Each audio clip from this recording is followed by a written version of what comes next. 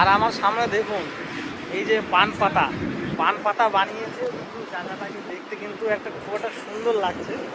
আর এই পান পাতার মধ্যে দিয়ে এগুলো কি বলেন তো, সব বাঁশ দিয়ে বাঁশের ছোটো ছোটো সেই বাঁশগুলো হয় না আমাদের দেশের বাড়িতে, সেই ছোটো বাঁশগুলো দিয়ে কেটে কেটে ঢুকিয়ে রেখেছে। কিন্তু দেখে কিন্তু মনে হচ্ছে একটা কত সুন্দর একটা লাগছে, তাই না? মনে হচ্ছে যে কি একটা আছে ওর মধ্যে, কিন্তু বাঁশ সামনে থেকে দেখলে ওরকমই মানে আমি বুঝতে পারলাম, দূর থেকে আমাকেও ওরকম লাগছিল, কিন্তু দেখতে কিন্তু খুব ভালো।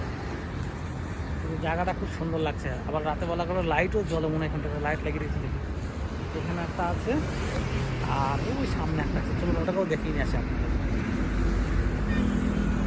সামনের ব্লগে আমি উটিতে যাব, উটিতে, কেননা আমার ছোটো আর একটা ব্লগ বাকি আছে, তো ওইখানেও জিনিসটা দেখবো। আর মানে কাজ বাকি আছে কিছু, সেই কাজটা আমার হয়ে যাবে।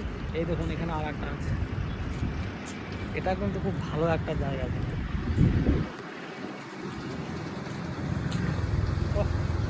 খুব সুন্দর লাগছে এই জায়গাটা।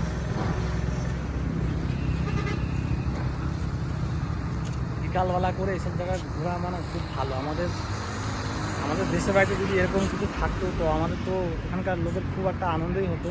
মানে বিকালবেলা বসে টাইম পাস করার মতো খুব একটা ভালো জায়গা, তাই না? আরও অনেক কিছু আছে এখানে, তো একদিনে তো সব তো কভার করতে পারছি না।